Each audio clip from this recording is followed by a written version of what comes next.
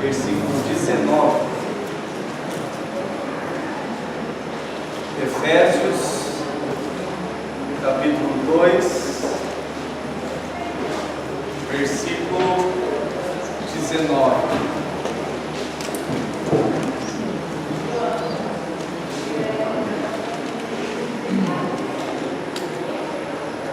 Amém? Amém.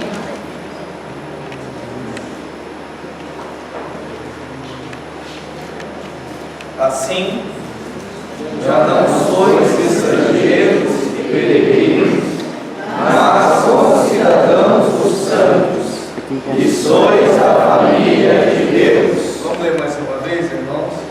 Assim, já não sois estrangeiros e peregrinos, mas cidadãos dos santos, e sois a família de Deus. Queria orar mais uma vez com os irmãos. Senhor, nós mais uma vez declaramos a nossa dependência do Senhor. É verdade. Senhor, abençoa esse tempo de comunhão na palavra. Amém.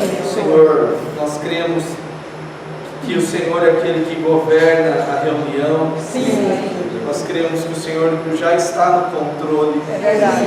Desde o tempo de oração, Sim. de testemunhos. Sim. O Senhor já tem falado. Sim.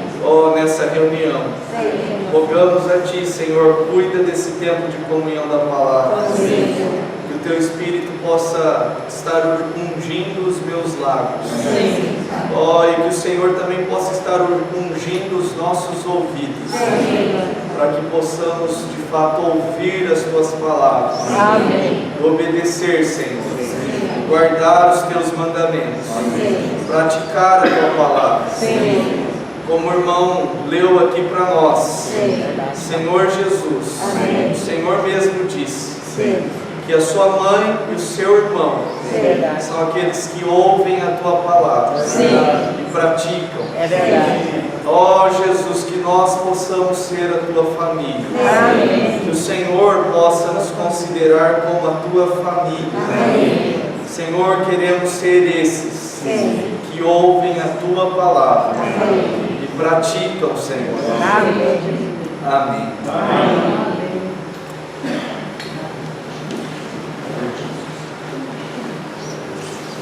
Irmãos, o tema de hoje vai ser esse daqui. Vamos proclamar juntos uma vez também? Bons cidadãos dos santos e da família de Deus. Amém. Pode avançar, João. Esse então é o versículo que nós lemos. Avança mais um, por favor, João. O versículo 19 que nós lemos, irmãos, ele começa assim. Assim. Ele começa assim. Assim. Nós entenderam? E essa palavra, assim, ela é uma palavra que indica conclusão. Então, ela nos leva a considerar o que Paulo tinha dito antes. Ele está concluindo uma ideia que ele começou no versículo 11. Então, se os irmãos estiverem com a Bíblia aberta ainda, eu queria ler agora com os irmãos do versículo 11 ao 18, amém? Para ser mais dinâmico, vamos fazer assim: as irmãs leem do 11, os irmãos do 12 até o 18. Então, as irmãs primeiro, por favor. Portanto, lembrai-vos de que outrora vós gentios na carne, chamados de circuncisão por aqueles que se intitulam circuncisos na carne por mãos humanas. Naquele tempo, estáveis sem Cristo, separados da comunidade de Israel, e estranhos às alianças da promessa, não tendo esperança, sem Deus no mundo. Mas agora, em Cristo Jesus, vós que antes estáveis longe, foste aproximados pelo sangue de Cristo. Porque Ele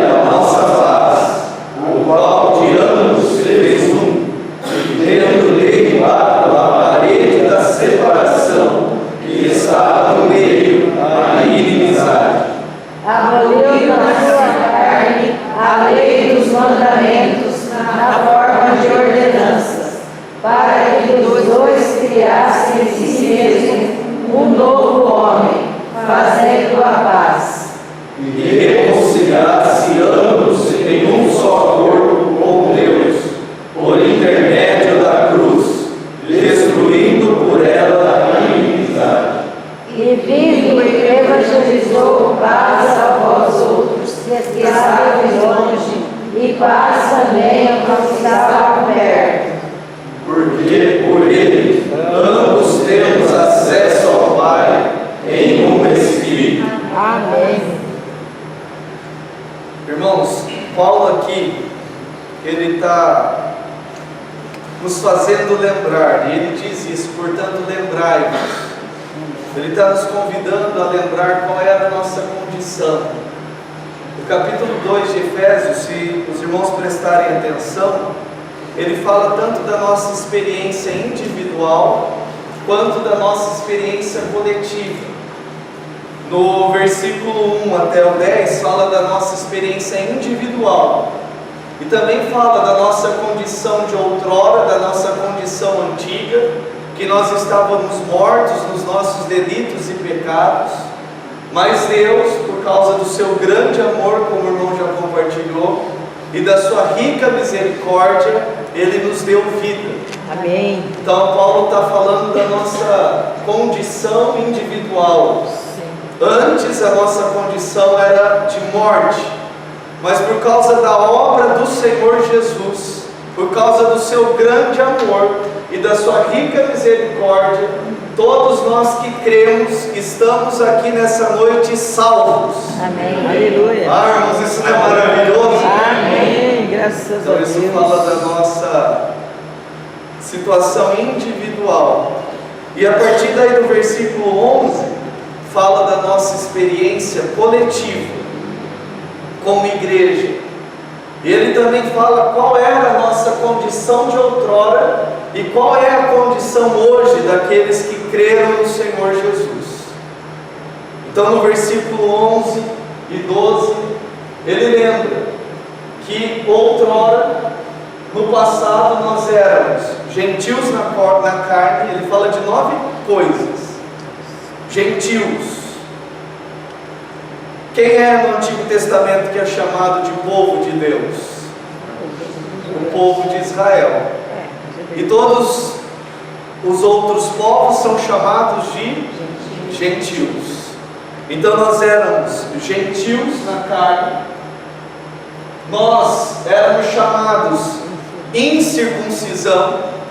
No Antigo Testamento, Deus ele fez uma aliança com o povo de Israel, e um sinal dessa aliança era a circuncisão. Deus mandou Abraão fazer isso. Então o povo de Israel circuncidava a carne. Eles se circuncidavam na carne. E isso era algo físico, era um sinal. Mas Paulo fala, se eu não me engano, em Romanos, sobre a verdadeira circuncisão, não na carne, mas no coração. Mas para o povo de Israel nós éramos chamados incircuncisos. Um verdadeiro judeu, um verdadeiro israelita, ele desprezava, ele abominava um gentil. E essa era a nossa condição. Terceiro, nós estávamos sem Cristo. A nossa condição anterior, irmãos, irmãos, como ela se resume isso?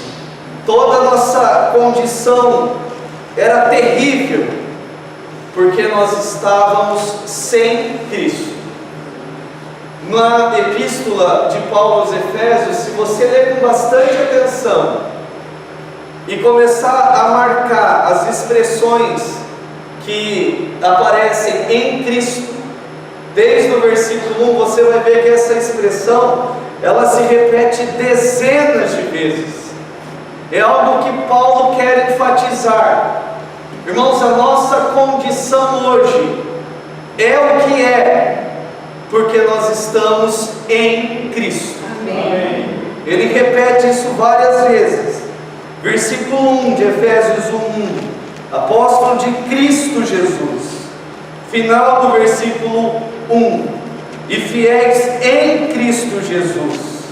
Final do versículo 3, nas regiões celestiais em Cristo. Versículo 4, nos escolheu nele. Versículo 5, por meio de Jesus Cristo. Versículo 6, nos concedeu gratuitamente no amado. Versículo 7, no qual, esse no qual é em Cristo Jesus, temos a redenção. E se eu fosse seguir aqui com os irmãos, ao longo da epístola aos Efésios, os irmãos veriam que ele repete várias vezes, porque isso é muito importante. Nós só mudamos de condição, a nossa história, ela só mudou realmente se nós estamos em Cristo Jesus. Eu gostaria de perguntar para você, irmão: você está em Cristo Jesus? Amém. Aleluia. E você pode dizer com convicção: Cristo Jesus está em você? Amém. Isso. Aleluia. Mas a nossa condição, precisamos lembrar, precisamos contemplar, porque como o irmão Antônio compartilhou, se nós enxergarmos, se nós contemplarmos a nossa condição, irmãos, o nosso louvor vai ser diferente. É verdade. Nós estávamos sem Cristo, estávamos separados da comunidade de Israel. A aliança de Deus era com o povo de Israel e nós não pertencíamos à comunidade de Israel, éramos estranhos às alianças da promessa. A aliança que Deus fez era com o povo de Israel, e o versículo 6 fala que nós não tínhamos esperança. E por que nós não tínhamos esperança? Porque nós estávamos sem Deus. Essa expressão sem Deus, no grego, significa ateus. Ateu. Essa expressão ateu tem na Bíblia. E por que é que nós estávamos sem Deus? É porque Deus, Ele decidiu nos abandonar? Foi isso, irmãos? Não. O tempo que nós caminhamos sem Deus foi porque Deus não nos amou? Foi porque Deus, Ele nos abandonou? Não. Irmão, nós é que não queríamos a Deus. Alguns aqui desprezavam o Senhor. Alguns aqui desprezavam os cristãos. Alguns aqui zombavam de Deus. Alguns de nós tiravam sarro dos cristãos. Lá vem aquele crente com aquela Bíblia debaixo do braço. Alguns falavam coisas contra Deus. Alguns de nós fazíamos isso ou não fazíamos? Pensávamos coisas contra Deus e éramos inimigos de Deus. Nós estávamos sem Deus e estávamos no mundo. A palavra mundo aqui significa cosmos, significa um governo, significa um universo governado por Satanás. Nós vivíamos no império das trevas. E o versículo 9 fala que nós estávamos longe do Senhor. Mas louvado seja o Senhor. Senhor Jesus. A Bíblia, na Epístola aos Efésios, tem nesse capítulo 2, dois grandes mas. Amém. Mas. Aleluia. Irmãos, isso muda toda a história. No versículo 4, se você ver, fala da nossa condição individual antes, mas daí o versículo 4, a hora que chega, fala, mas Deus. E no versículo 13 fala, mas agora em Cristo Jesus. Irmãos, esse mas, ele não é por causa do nosso mérito. Esse mas é por causa da misericórdia de Deus. Como o irmão já compartilhou, por causa do grande amor. Nós merecíamos o inferno. E todos nós, irmãos, estávamos perdidos, se não fosse a misericórdia de Deus, se não fosse o grande amor de Deus, e Deus, no seu grande amor, ter enviado para a terra o seu único filho, para morrer no nosso lugar, para que todo aquele que nele cresce, pudesse receber a vida eterna. Amém. Você creu? Amém. Se eu e você, eu sei que eu creio. Se você creu, a nossa posição mudou. Amém. Agora a nossa posição é em Cristo. Amém. Aleluia. E em Cristo Cristo Jesus a nossa condição mudou, irmãos. Agora em Cristo, nós que antes estávamos longe, nós fomos aproximados pelo sangue de Cristo. Amém.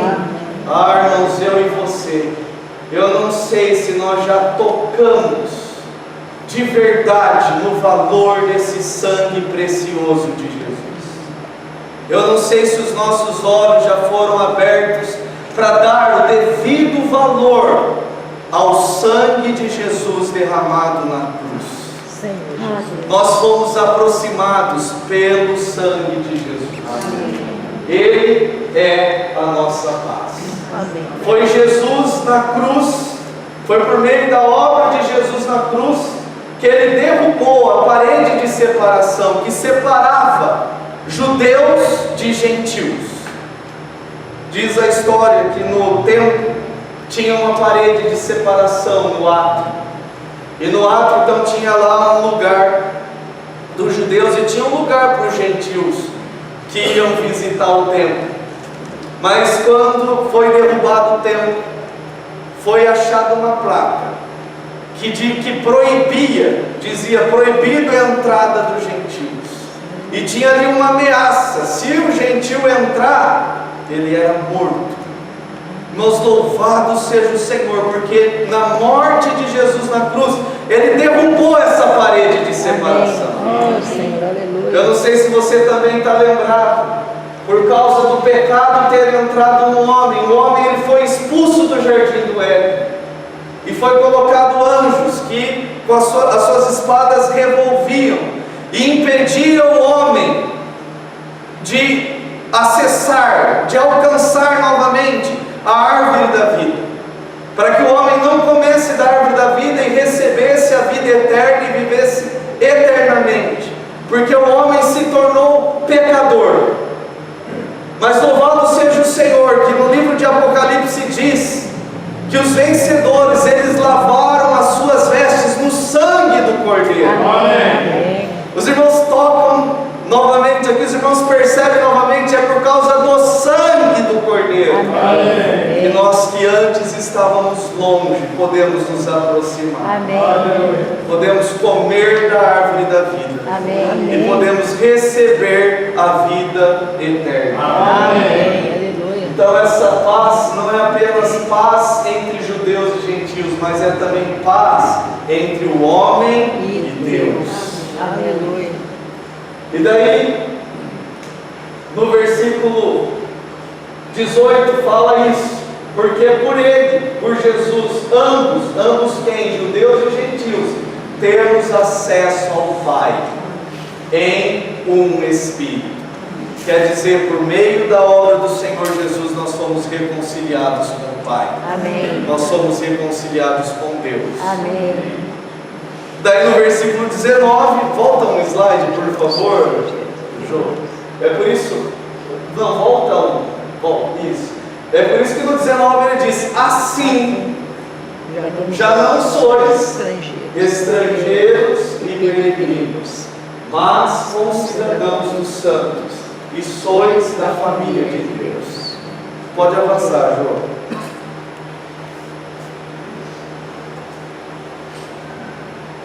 Então, no versículo 19 fala: já não sois estrangeiros e nem peregrinos. O que significa a palavra estrangeiro? A palavra estrangeiro significa, vamos falar juntos ali? Um estranho, um forasteiro, alguém que não pertence a um determinado país. Nós não pertencíamos ao reino de Deus. Nós éramos estranhos, forasteiros. E peregrino, o que é peregrino? Alguém que vive num lugar sem direito de cidadania, sem residência fixa, alguém que está de passagem. Por que fala que nós éramos estrangeiros e peregrinos? Porque, irmãos, nós não éramos do povo de Deus. Nós já lemos lá no versículo 11 e 12 do capítulo 2, fala isso. Pedro, ele também fala na sua epístola, se os irmãos puderem abrir, em 1 Pedro, capítulo 2, versículo 10.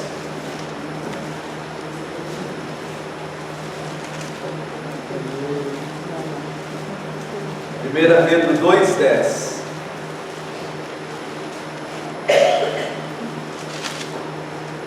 Amém? Com misericórdia. Porque agora nós recebemos misericórdia. Vamos ler juntos, irmãos, bem forte. Vós, sim, que antes não erais povo, mas agora sois povo de Deus. Amém. Que não tinhais alcançado misericórdia, mas agora alcançastes misericórdia. Vamos ler de novo, irmãos? Vós, sim, que antes não erais povo, mas agora sois povo de Deus. Não tinhais alcançado misericórdia, mas agora alcançaste misericórdia. Que tal nós termos um minuto de oração, irmãos? Considere o que já foi compartilhado até aqui. Considere esse versículo e fale para Deus o que tiver no seu coração. Amém? Amém.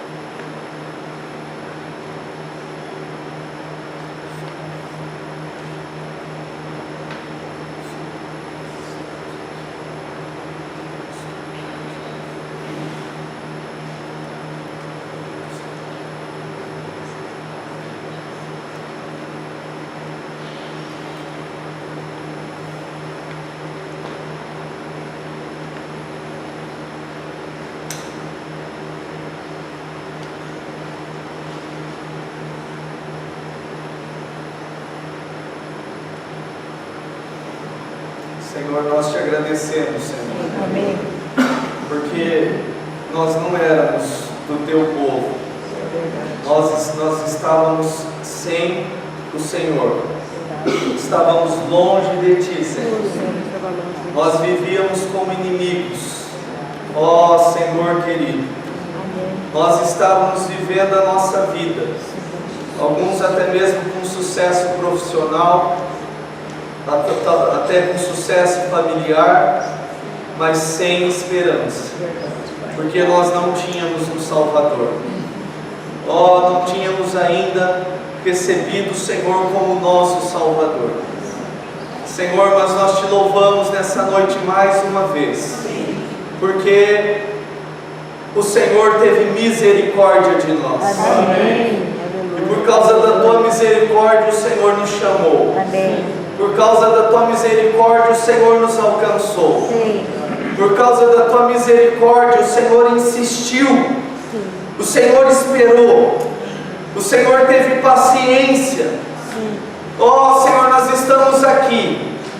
Cada um aqui tem a sua história, Senhor. Sim, Pai.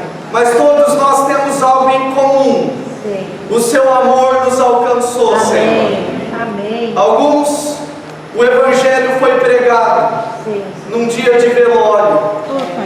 Alguns, o Senhor chegou quando a campainha tocou, quando se bateu na porta. Sim.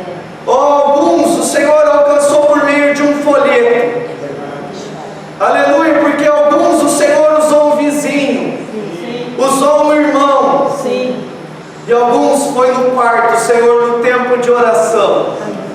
Louvado seja o Senhor, porque naquele dia nós reconhecemos que somos pecadores. Sim. E por causa da sua misericórdia nós te recebemos como nosso Salvador. Sim. Amém. E hoje nós cremos, Senhor, que nós nos tornamos o seu povo. Amém. Louvado seja o Senhor. Amém. Aleluia. Vamos avançar, Josi? Então fala que agora, os irmãos entendem quando ele diz que nós não somos mais estrangeiros e peregrinos, é porque nós não pertencíamos ao povo de Deus. E nós só nos tornamos povo de Deus por causa da misericórdia de Deus. Amém. Os irmãos lembram o significado da palavra misericórdia? O que significa misericórdia, irmãos? Eu estou lembrando da... Peraí, é que eu faço confusão com a graça. É você conceder algo para alguém, Sim, aquilo que ela não merece. não merece. Ah, irmão, será que nós merecíamos isso? Você ama o Senhor? A Bíblia fala que aquele que se considera mais pecador é aquele que mais ama o Senhor. Aquele que menos ama é porque foi menos perdoado. Mas aquele que é mais perdoado, ele mais ama, porque ele sente que a dívida dele é maior. Ah, irmãos, a minha dívida com o Senhor é tão grande, e ela parece que só aumenta. Embora o Senhor já tenha me concedido a sua salvação, parece que a minha dívida com Deus só aumenta, porque eu não paro de pecar. Mas louvado seja o Senhor, porque o seu sangue já foi derramado uma vez por todas. Amém.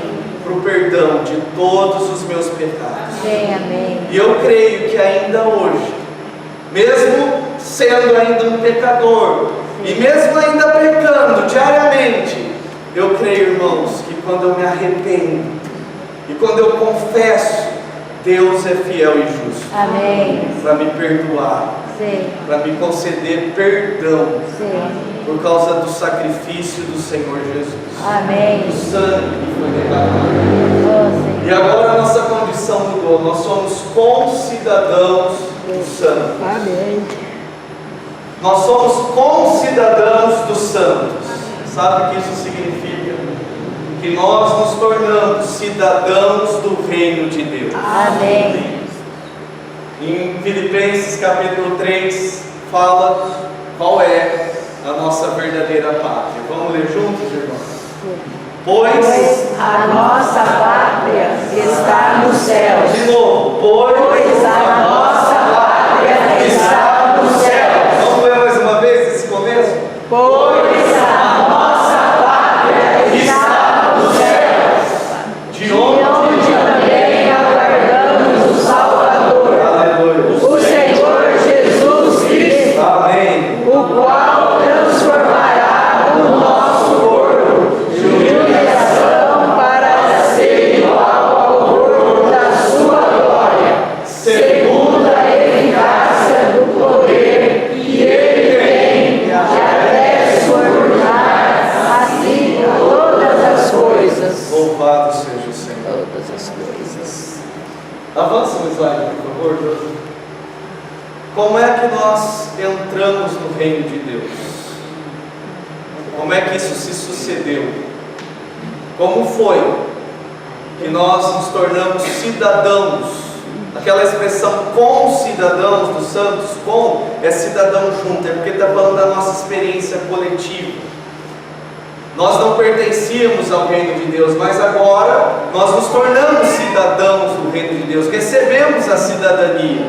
Não somos mais estrangeiros, não somos mais peregrinos, mas juntos nós somos cidadãos do reino de Deus. E como é que isso aconteceu?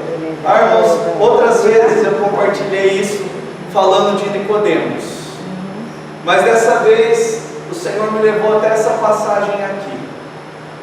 Esses versículos Jesus disse para os principais dos sacerdotes, e Ele falou isso para alguns líderes dos judeus.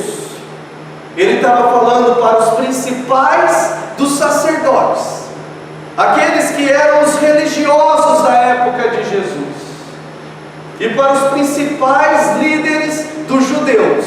Ele falou isso aqui, vamos ler juntos? Ele está falando, lembra aquela parábola? Ele contou uma parábola primeiro, de um pai que tinha 2 filhos, e o pai pediu para os 2 filhos irem ajudar ele a trabalhar no campo. Daí um falou: pai, eu vou. Mas não faz. Daí o outro falou: pai, eu não vou. Se arrependeu e foi. Mas foi. E daí ele fala isso aqui: qual deles Fez o pai querido seria? Perguntou Jesus. E eles responderam: o filho mais velho. Então Jesus disse a eles: eu afirmo a vocês que isto é verdade. Os cobradores de impostos e as prostitutas estão entrando no reino de Deus antes de vocês. Pois João Batista veio para mostrar a vocês o caminho certo, e vocês não creram nele. Mas os cobradores de impostos e as prostitutas creram. Porém, mesmo tendo visto isso, vocês não se arrependeram e não creram nele. Irmãos, isso não é impressionante? Verdade. Jesus não estava falando isso para qualquer pessoa, estava falando para aqueles que se consideravam herdeiros dos apóstolos, filhos de Abraão, principais dos sacerdotes, líderes entre os judeus. Jesus falou para ele: tem cobradores de impostos e tem prostitutas que estão entrando no reino de Deus antes de vocês. E como é que eles entraram, irmãos? O que é que fala? Qual é a maneira? Crendo. Eles creram. E Jesus falou: e vocês estão vendo isso, e mesmo assim vocês não se arrependem. Irmãos, para entrarmos no reino precisa de arrependimento. Essa foi a pregação de João Batista: arrependei-vos, porque está próximo o reino dos céus. Essa foi a pregação inicial de Jesus: arrependei-vos, porque está próximo o reino dos céus. Precisamos refletir mais uma vez nessa noite, irmãos, o que é arrependimento. Essa palavra arrependimento indica mudança. Essa palavra arrependimento indica mudança de pensamento. Essa palavra arrependimento indica mudança de atitude. Irmãos, se não temos mudado, será que de fato nós cremos? Arrependei-vos, porque está próximo o reino dos céus. Amém. Jesus estava falando isso.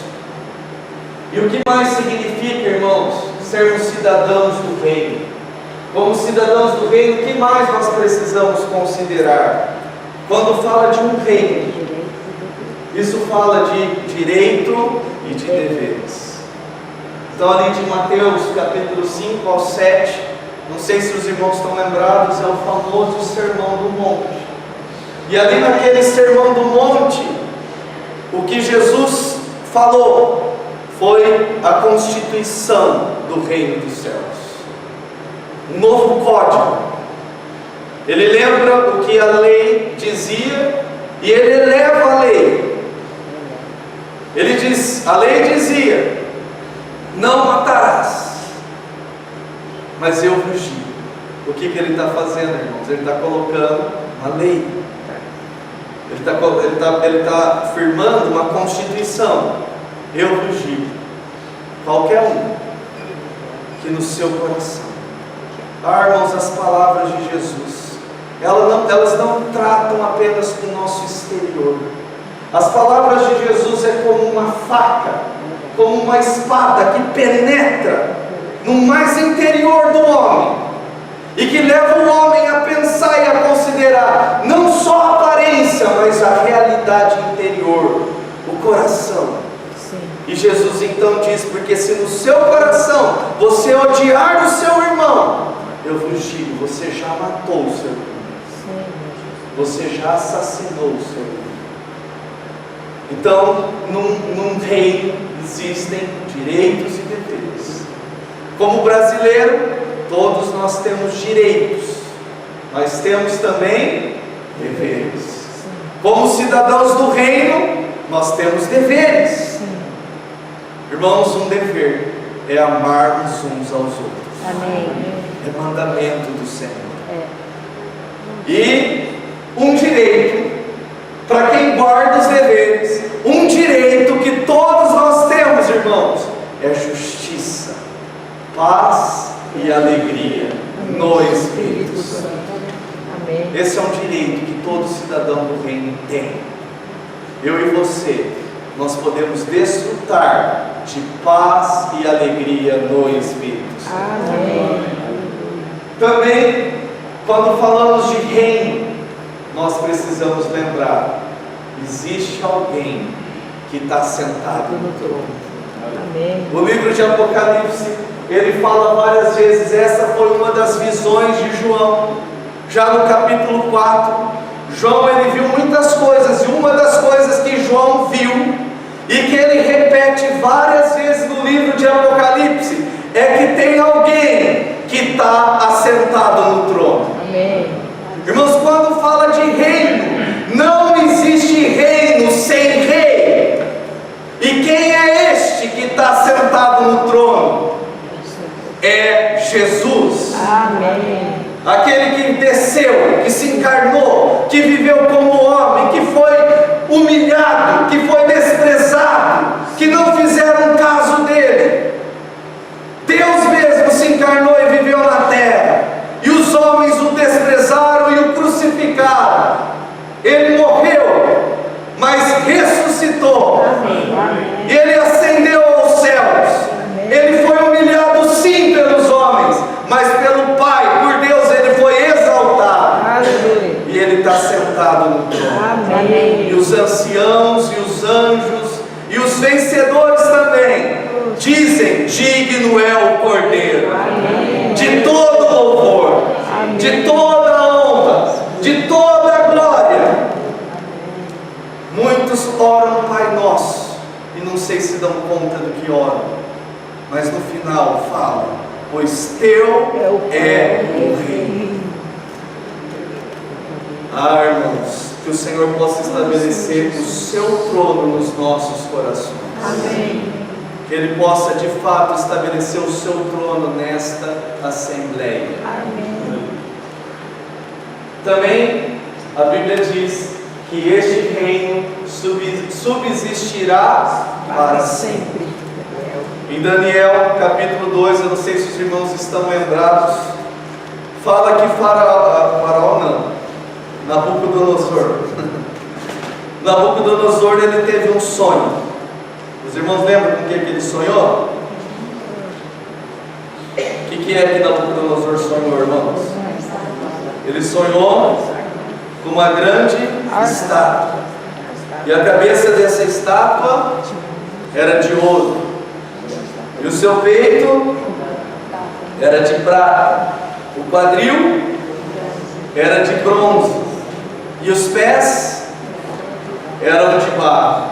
E esse sonho muito perturbou. E no sonho ele viu uma pedra que foi cortada sem auxílio de mão humana, e essa pedra destruiu aquela estátua. Isso muito perturbou Nabucodonosor.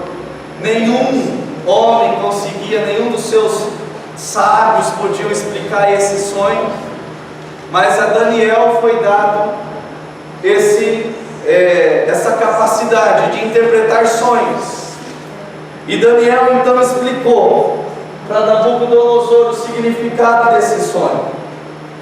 Versículo 34: quando estavas olhando, uma pedra foi cortada sem auxílio de mãos, feriu a estátua nos pés de ferro e de barro e os esmiuçou. Irmãos, essa estátua do sonho de Faraó representa o governo humano.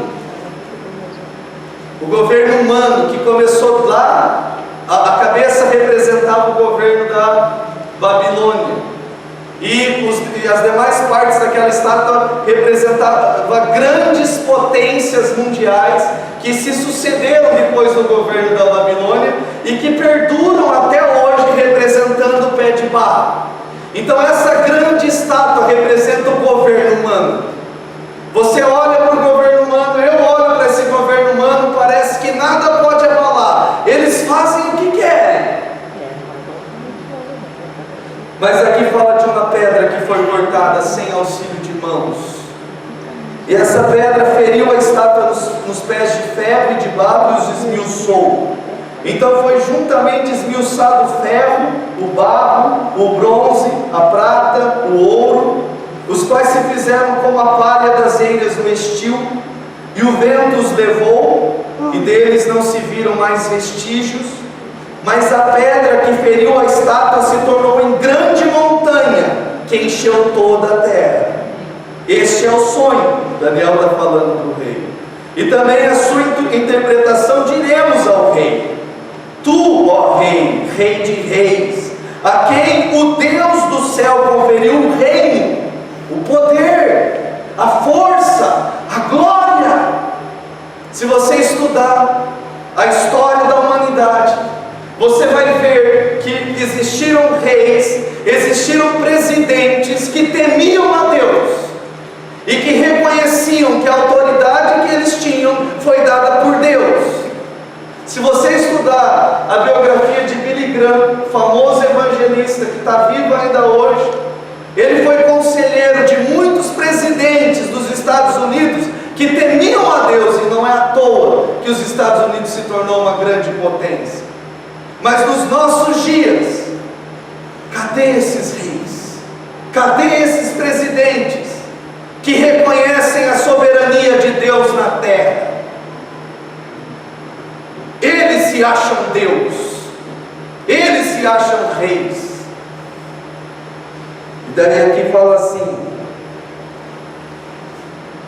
a quem o Deus do céu, versículo 37, conferiu o reino, o poder, a força e a glória, a cujas mãos foram entregues os filhos dos homens, onde quer que eles habitem, e os animais do campo e as aves do céu, para que dominasse sobre todos eles. Tu és a cabeça de ouro.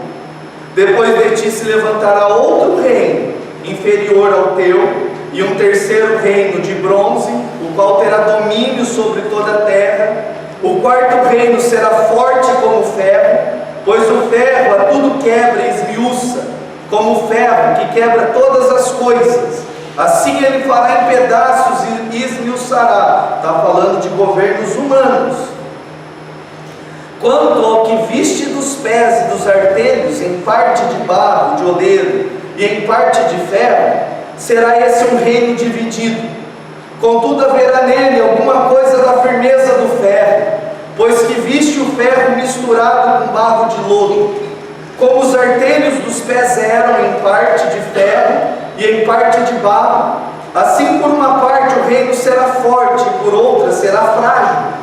Quanto ao que viste do ferro misturado com barro de lodo, misturar-se-ão mediante casamento, mas não se ligarão um ao outro, assim como a ferro não se mistura com o barro.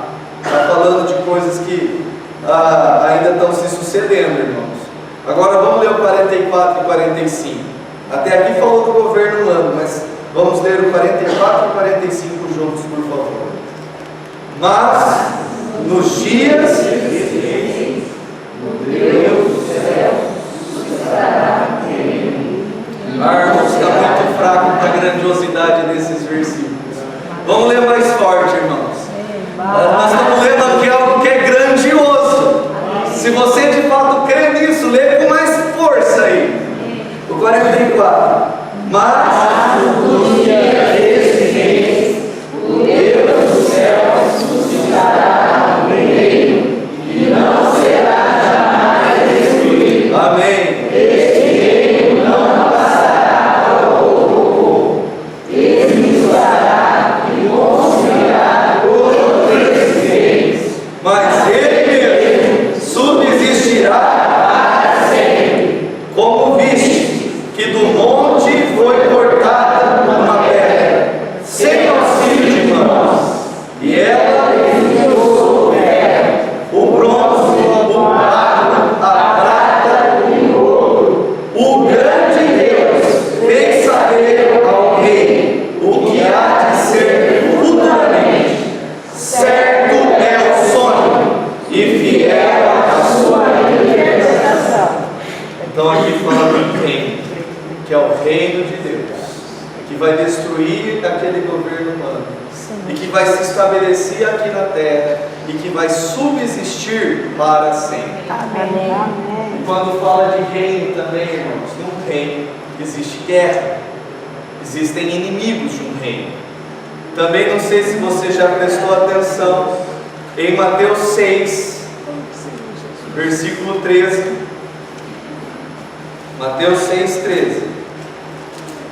A parte final da oração que nós lemos no início fala assim: não nos deixeis cair em tentação, mas livra-nos do mal, pois teu é o reino.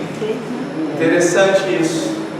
Sabe por que é interessante isso, irmãos? Porque aqui está falando do rei, mas existe um maligno que é inimigo desse rei, que luta contra os cidadãos desse rei. Então, como igreja, nós também devemos ser guerreiros, soldados, prontos para uma batalha espiritual. Amém. Nós estávamos num acampamento, um jovem, ele compartilhou comigo isso, eu vou dizer para os irmãos. Ele falou que ele chegou no acampamento, ele não se reunia tão assim firmemente, ele veio para esse acampamento, incentivados por alguns irmãos. E daí, quando ele chegou no acampamento ali, lá já nas primeiras reuniões, ele disse que vinham alguns pensamentos na cabeça dele. Você precisa sair desse lugar, você precisa sair daqui, você precisa sair correndo daqui, ir embora daqui. E ele falou de outras coisas que ao longo do acampamento também aconteceram. Eu pergunto para os irmãos, de onde vêm esses pensamentos? Eu perguntei para ele, para aquele jovem: você queria pensar isso? Esse pensamento é seu? Você acredita que esse pensamento vem de Deus? Se esse pensamento não vem de Deus, e se esse pensamento que você está tendo também não é um pensamento que você quer ter, de onde é que vem esse pensamento? Os irmãos percebem? Existe um maligno, existe um mal que está agindo. Recentemente, uma aluna minha sofreu um grave acidente com a mãe. O carro na autoestima escapotou várias vezes, foi parar do outro lado da pista. Daí eu fiquei sabendo, vi as fotos, saiu na Globo, tudo. Eu falei para ela: puxa, fulano, né? Graças a Deus você está aqui. Deus te deu uma nova oportunidade. Daí ela disse que ela acreditava como o pai dela, ela não acreditava em Deus. Por que Deus? Eu não acredito em Deus. Por que Deus ia fazer isso para depois me salvar disso? Não vejo sentido nisso. Daí foi rápido, o Espírito foi rápido para dizer algo, para falar para ela. Eu acredito que isso teve um impacto para ela. Eu disse para ela: quem disse que quem fez isso foi Deus? Você precisa saber, da mesma forma que existe Deus, existe o diabo. A Bíblia fala que existem anjos, mas também existem demônios e existem espíritos malignos. Eu não acredito que quem fez isso foi Deus, mas você precisa saber que da mesma forma Deus te ama, o diabo te odeia. Da mesma forma que Deus envia anjos para te guardar, tem demônios agindo para te destruir. Se Deus quer unir o nosso casamento, abençoar a nossa família, irmãos, existem espíritos malignos que estão agindo para destruir, acabar com o casamento, matar os nossos filhos. Irmãos, nós não podemos ser cegos para a batalha espiritual. Que Deus possa de fato tocar nos nossos olhos, iluminar os olhos do nosso coração. Amém. Para que, como cidadãos do reino, embraçando o escudo da fé, lutando em nome do reino de Deus, Amém. nós lutamos pelo Senhor, Amém. o Senhor dos exércitos. Amém. Da mesma forma que um gigante se levantou para dizer coisas para Davi, existem demônios que se levantam e dizem coisas absurdas para nós, mas como Davi, nós precisamos dizer para eles: eu luto contra você no nome do Senhor dos exércitos. Nós somos cidadãos do reino de Deus. Amém. Aleluia. E é maravilhoso. O meu tempo acabou. Mas o versículo 19 fala: e também sois da família de Deus. Amém. Quem é que batalha? A esposa guerreira de Jesus, os filhos do Pai. Por um lado, são aspectos diferentes da vida cristã. Como família de Deus, nós desfrutamos da intimidade de Deus. Sim. Nós desfrutamos de uma vida pessoal, de uma comunhão íntima com o Senhor. Mas quem é que sai para a guerra? Se você estudar a história do povo de Israel, quem é que saía liderando o povo? Era o rei, era Davi, era Saul junto com o seu filho Jonatas. Os irmãos estão lembrados daquela vez que Jonatas pegou um escudeiro, o Eliseu contou recentemente isso, e foi lá o filho do rei com um escudeiro, e sozinho enfrentou, quem é que ele está lutando ali? Contra os filisteus, e sozinho enfrentou o exército dos filisteus, o filho do rei. Irmãos, nós somos noiva do Senhor Jesus. Amém. Nós somos filhos de Deus. Amém. E quem é que sai para a guerra? É a sua família, é a sua noiva guerreira, são os seus filhos, que desfrutam da sua intimidade, que desfrutam da sua comunhão, e que vai à frente na batalha. Teria mais coisas para dizer, mas o tempo acabou, irmãos. Vamos orar? Vamos orar a respeito dessa palavra? Depois a gente dá os avisos, amém? Se o Senhor permitir, a gente continua amanhã.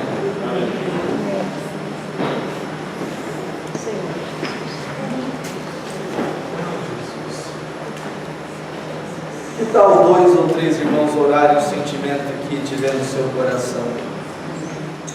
Pode ser?